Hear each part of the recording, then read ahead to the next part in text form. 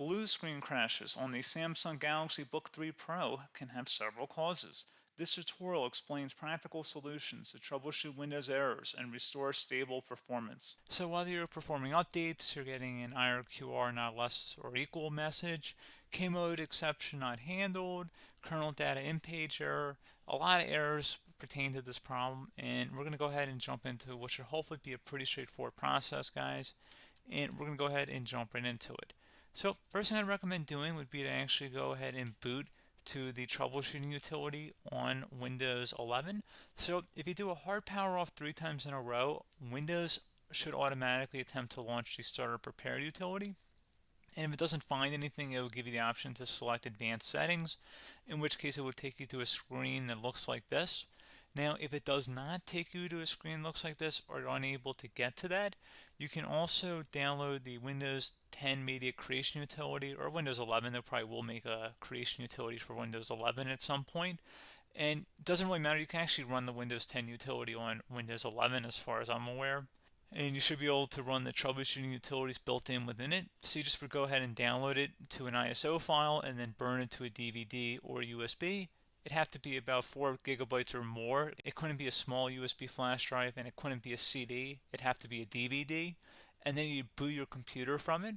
So depending on the computer manufacturer, you'd have to tap a different key on your keyboard in order to launch that menu, in order to select what boot drive you want to go off of. So it could be anything between the escape key, F2, F8, F12, for example. And those are the function keys on the top of your keyboard. So you may have to just do a little bit of trial and error. Shouldn't take you more than a couple minutes. Googling it would probably be best before you even begin. But anyway, we're ready to go ahead and jump right into it. So we're on the choose an option page. So these will look very similar whether you're booting from it directly within Windows itself, or if you're plugged in a USB flash drive with the media creation utility installed and you selected the recovery option. So when you are setting up your Windows 11 installation or Windows 10, depending on the drive you're using, there should be an option to repair your computer in the bottom left corner of the dialog window, one of the first screens that comes up. You go ahead and select that, and then it would take you to a troubleshooting screen like you see here. And you want to go ahead and select troubleshoot, reset your PC, or see advanced options. And then there are going to be a whole bunch of options in here that we're going to explore in today's video. The first one, we're going to actually go underneath advanced options and then select startup prepare, fix problems that keep Windows from loading. So go ahead and select that first.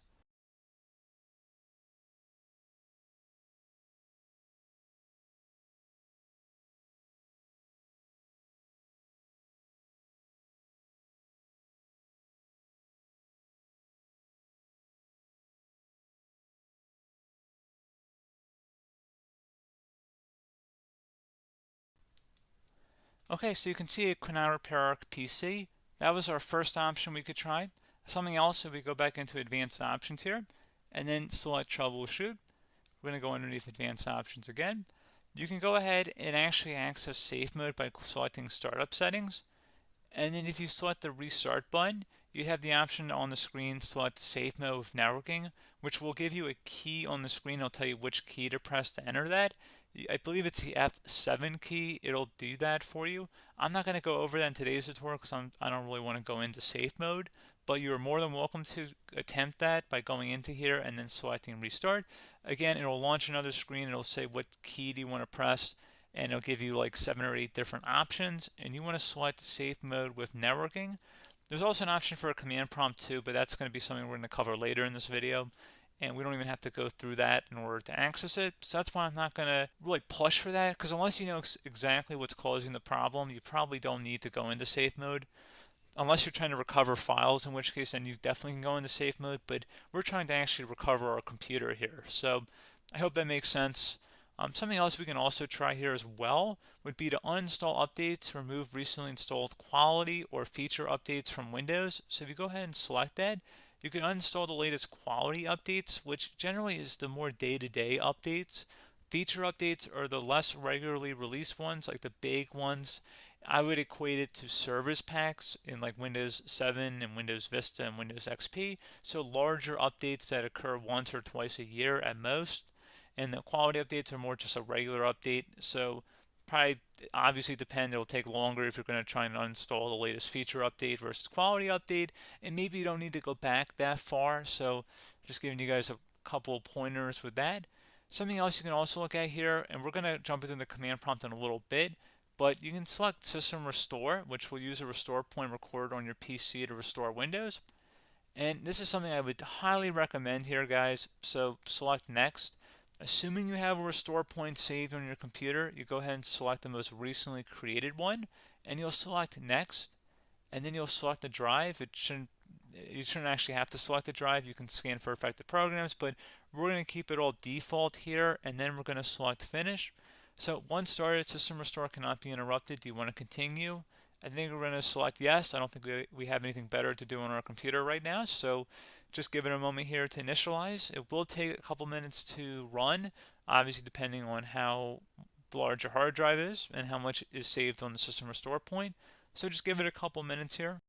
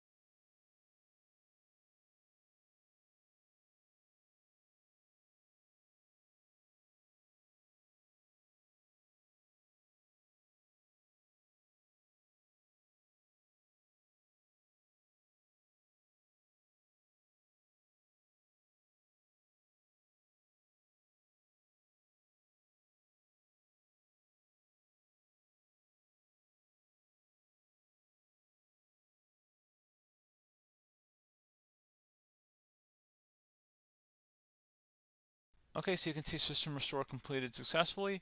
The system has been restored. Your documents have not been affected. Click the Restart button to restart your computer. Go ahead and select Restart.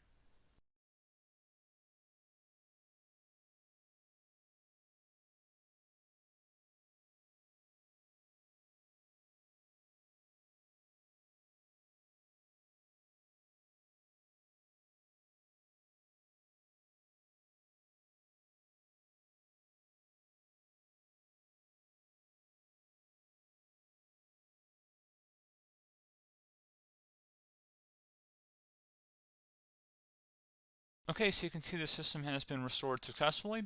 We're going to go over a couple different methods in addition to that if that did not work. So I'm just going to pause the video and we're going to start back on the recovery screen that we started with. Okay, so a couple other things we can try here too. If you go back into troubleshoot, you can select reset your PC, while you choose to keep or remove your personal files and then reinstalls Windows. You can select to keep my files, which will remove apps and settings but keeps your personal files. You can also select remove everything, which will remove all of your personal files, apps, and settings. So this is more of a factory reset, the second option here. First option, it should not delete all of your personal files. However, it will pretty much clear most of your programs, and keep in mind, there's no guarantee that your information, number one, is even still available and easily recoverable on your computer to the point that you actually would be able to recover anything. And the second point is that there's always a chance that it won't actually recover and it will just do a factory reset anyway. So there's no guarantee that actually would keep your files anyway. So I would recommend trying to get a recovery tool and backing that up first before selecting it anyway. But again, those are a couple of different options. And then something else you can try here if you go back to the choose an option. Another option, if you go underneath choose an option and select troubleshoot, advanced options, and now select where it says command prompt. Okay, so the first thing we should do is type our main hard drive here. In most cases, it should be the C drive. So you just do a C colon and then hit enter on your keyboard. So once you're underneath the C drive, we're going to type in dir and then hit enter on your keyboard. It should have program files, users, and Windows all in there. That's how you know you're in the right directory.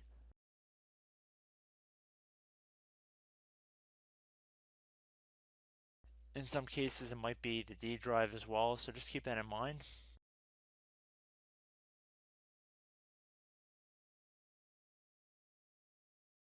Next thing we're going to do is type in cd space /Windows /system32 /config, and then you're going to hit enter on your keyboard.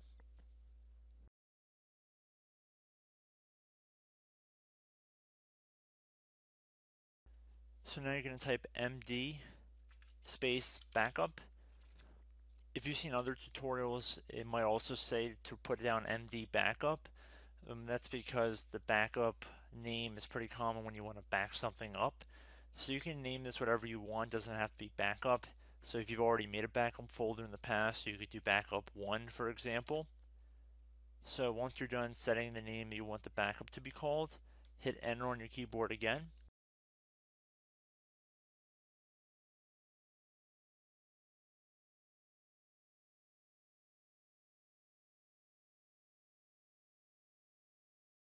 At this point you want to type copy, C-O-P-Y, space, then you want to do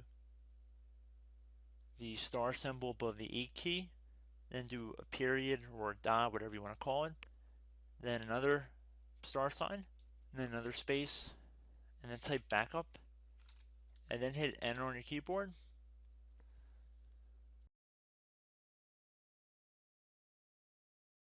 Now you want to type cd reg back, REGBACK, and then hit enter on your keyboard. So now that we are under the reg back, so now you want to type dir again, and then hit enter.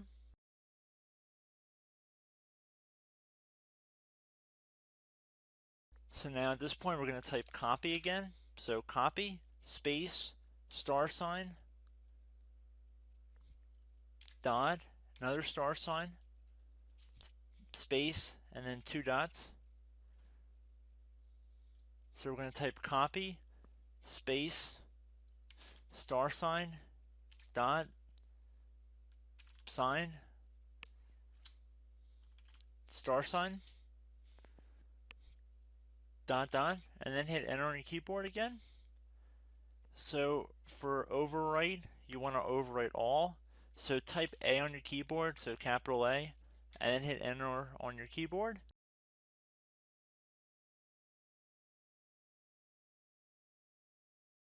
So at this point, you should be good to go. You can close out of the command prompt window. And if you accidentally continue to Windows 10, you should be all set. So I hope one of these 3 or 4 different methods we went through in this tutorial helped you guys out. Again, I'm not sure if you guys heard me earlier, but try to go back into your safe mode if possible and uninstall any programs you know might be conflicting with the Windows startup if you can get into safe mode. So just keep that in mind. Something very simple like that could be blocking up everything. So again, I hope this tutorial helped you guys out, and I will catch you in the next tutorial. Goodbye.